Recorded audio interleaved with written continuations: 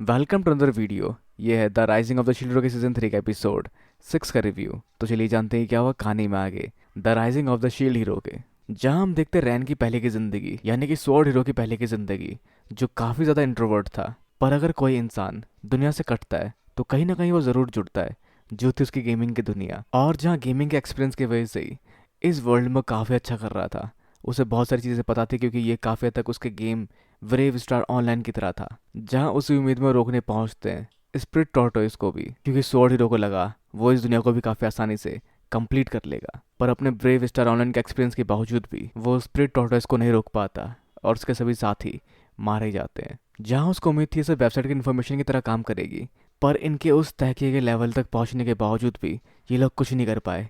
यही कमज़ोर है, मेरी गलती नहीं कि ये मारे गए, जहाँ रियलिटी में ही वो मारे गए थे, जिनका शरीर और खून सब वो महसूस कर पाया था।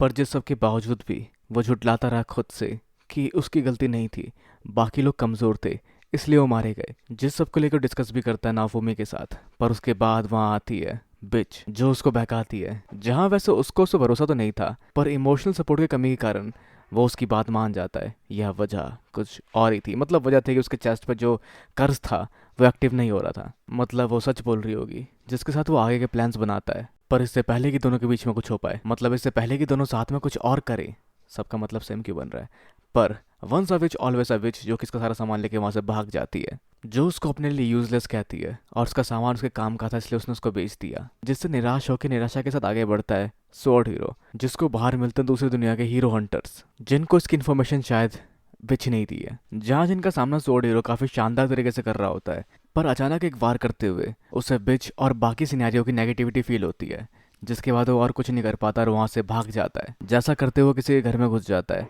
पर वो वहाँ वेलकम नहीं होता स्पिरिट टॉटर्स के सिनेरियो की वजह से, जहाँ से उसको धक्के मारकर बाहर निकाल दिया जाता है और बाहर भी लोग उसके बारे में कुछ अच्छा नहीं बोल रहे होते। जिस सबसे परेशान होकर वो भागता चला जाता है और लोगों की भीड़ से काफ़ी दूर निकल जाता है और भागते भागते जंगल के किनारे पहुंचता है और वहाँ गिर जाता है, जिस तरफ कुछ लुटेरे खड़े होते हैं और वो स्वॉर्ड हीरो का मजाक उड़ाना शुरू कर देते हैं कि ये स्वॉर्ड हीरो नहीं, ये मड हीरो है।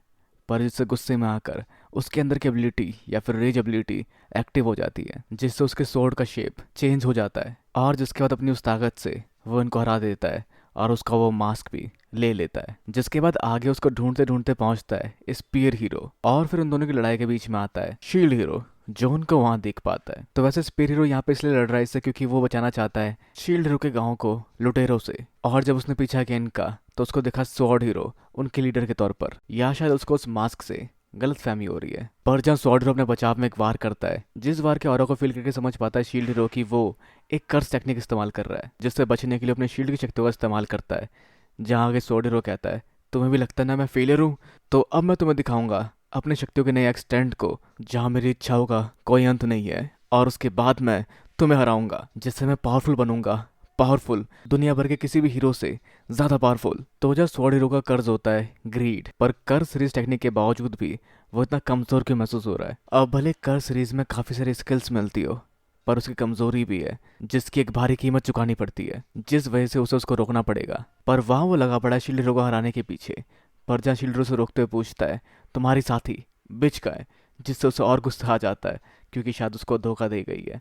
जहाँ आगे वो अपनी टेक्निक का इस्तेमाल करता है कुछ मंत्र पढ़ते हुए, जिससे कुछ जंजीरें निकलती ज़मीन से और वो उसके हाथ को जकड़ लेती है, जिससे कुछ कांटे भी और निकलते हैं। और ऊपर से आता है गर्दन काटने वाला टूल, जो कि एग्जीक्यूशन में यूज़ किया जाता है, जिसको डॉच करता शील्डर अपने शील्ड के साथ और उसके सारे वारों को नेगलेक्ट कर देता है। जहाँ उसका अगले पल शील्डरों के बाकी साथी भी वहाँ पहुँच जाते हैं, जहाँ आगे स्वॉर्ड हीरो अपने एक और वार तैयार करता है, जहाँ सुनहरे सिक्कों से बना एक बड़ा सा दानव जिसके मैन बूब्स होते हैं सामने आता है, जिसका हमला होता है रेप्टिलिया के ऊपर, जिसको रोकता है शील्ड हीरो अपने शील्ड से, और वो वार बिखर कर टूट जाता है। जिसके बाद रेप्टिलियस का सामना करने जाती है और नावो में डिस्कस करता है उसे कर्ज के बारे में और उसे रोककर गांव ले जाना पड़ेगा इस बारे में। जहाँ आगे एक्लियर परमिशन लेते शील्ड हीरो से कि क्या वो रोक सकती है स्वॉर्ड हीरो को उसकी जगह, मतलब वो चाहती है एक डुअल एक हीरो के साथ, क्योंकि इस समय वो उसकी भावना समझकर उसको रोक सकती है। जहाँ नाफू में भी जानता है कि एक्लियर ज़्यादा अच्छी तलवारबाज है रैन के कंपैरिजन में, तो जिसकी परमिशन वो उसको दे देता है। पर अगर आगे मामला बिगड़ा तो नाफू में बीच में ज़रूर आएगा, तो उसके साथ आगे बढ़ती है क्लियर नाफूमी के जवायत और के साथ और चैलेंज करती है रैन को, जहाँ रैन उसको हराने की भावना से आगे बढ़ता है। पर वो उसको बराबरी की टक्कर दे रही होती है। यहाँ शायद उसका अपर हैंड होता है। पर जहाँ आगे वो पूछती है, रैन स्वॉर्ड हीरो, तुम और स्ट्रांग क्यों बनना चाहते हो? जो कहता है मैं स्ट्रांग बनना चाहता हूँ, सभी दुनिया, सभी समय और सभी डायमेंशन में सबसे स्ट्रांग बनना चाहता हूँ। पर सवाल था क्यों, और स्ट्रांग बन के वो करेगा क्या? जो आगे सोच के कहता है कि वो स्ट्रांग बन के दुनिया बचाएगा, पर ये तो बाकियों के लिए कर रहा है, वो अपने लिए क्या करना चाहता है स्ट्रांग बन के? जहाँ उसके वार से वो समझ पाती कि उसने अब तक कुछ भी डिसाइड नहीं किया, पर अंदर ही अंदर सबसे स्ट्रांग होने की रट लगा है। वो और शक्तियाँ बढ़ाता है अपनी, जिससे आसपास की ज़मीन पर क्रैक आ जाता है और उससे कुछ कटीली मुंडी निकलती है, और फिर आगे दलदल सा बनता है जिनमें से कुछ मक्खियाँ निकलती है। जहाँ नाफूमी उसकी कर्ज टेक्निक के बारे में समझ रहा होता है, जो लालच है, जहाँ उसकी कर्ज टेक्निक थी गुस्सा, मतलब ये 7 डेडली सिंस की तरह है, मतलब 7 पापों की तरह, तो वैसे क्लियर समझ पाते उसकी सफरिंग को, जिसके बाद वो अपने स्वॉर्ड टेक्निक से हरा देती है स्वॉर्ड हीरो को, और फिर उसकी तरफ वो मदद का हाथ बढ़ाती है। पर वैसे वहां पर कुछ और हीरो हंटर्स भी पहुंच जाते हैं, जिन लोगों को उन्होंने पहली बार आया था। पर वो दोबारा जिंदा कैसे हुए? जो इस बार बदला लेने आए शील्डर्स अपनी मौत का, और फिर आगे दोबारा इस्तेमाल करते हैं वो लोग मीटियोर का, पर जिसको इस बार रोकता है स्पेयर हीरो अपनी शक्ति से, और दोनों को लगातार एक के बाद एक तगड़े तगड़े वार से हरा देता है, जो काफी इंप्रेसिव था वैसे। पर वो दोबारा जिंदा कैसे हुए थे? जहाँ वो देख पाते उनके सोल्स को जोड़ के जा रहे होते ऊपर की तरफ, जिनके सोल्स को काट देते reptilia spirit blade soul slice से। जहाँ आगे शील्डर का सवाल होता है स्पेयर हीरो से कि तुम पावरफुल कैसे बने? जहाँ वो कहता है कि नाभूमि के शब्दों ने उसे स्ट्रांग बनने दिया। जहाँ शायद ये उसकी कर्ज टेक्निक हो सकती है, जिसमें वो लोगों के शब्दों को सुनकर जिनको एक्नॉलेज करता है पावरफुल बन सकता है। पर ये काफी पॉजिटिव होगी, पर ऐसा हो भी सकता है क्योंकि उसकी स्पेयर भी कर्ज टेक्निक की तरह चमक रही होती है। जहाँ वैसे एक लेयर रैन को इनवाइट करते हैं अपने साथ ट्रेनिंग करने के लिए और पावरफुल बनने के लिए, क्योंकि भले ही वो अभी कमज़ोर है, पर फिर भी तुम्हारे अंदर कोई ना कोई तगड़ी स्ट्रेंथ ज़रूर छिपी होगी। जहाँ हम देख पाते रैन के रियल स्कूल लाइफ को, जहाँ उसने अपने दोस्तों को बचाने के लिए या अपने स्कूल के बच्चों को बचाने के लिए बीच में कूद गया किसी वार के, जिससे उस चाकू का वार उसको लगा। तो आगे इनवाइट करते रैन को ताकि वो अपने पुराने हुनर को, जो पॉजिटिव वे में आगे ले जा सकता हो, और पावरफुल बनाए और स्ट्रांग बना पाए, और उसे इनवाइट करते अपने टीम पार्टनर के तौर पर। पर खैर तभी वहां पहुंचती फिलो भी, जिसको देखते उसके पीछे पड़ जाता है स्पेयर हीरो, जिसको देखकर वो दोबारा भागना शुरू कर देती है वहां से अपने फिलोलियन रूप में। तो अब रैन को दोबारा एक होप मिल चुकी है अपनी लाइफ में, जहाँ शायद आगे हम देख पाएंगे तीनों हीरोज को साथ में ट्रेनिंग करते हुए, और साथ ही आगे बढ़ के हम चौथे हीरो को भी मिला पाएंगे साथ में काम करने के लिए।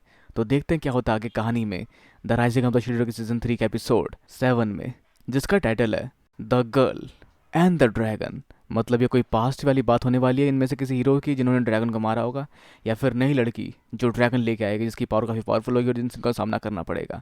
तो अब आपके सोचते हैं क्या हो सकता है आगे the rising of the shield के सीजन 3 के एपिसोड 7 में? अपने विचार में नीचे कमेंट बॉक्स में वीडियो को लाइक शेयर और चैनल को सब्सक्राइब करना भी बिल्कुल ना भूले। तो के लिए मिलते हैं अगली वीडियो में। Sayonara and have a nice day.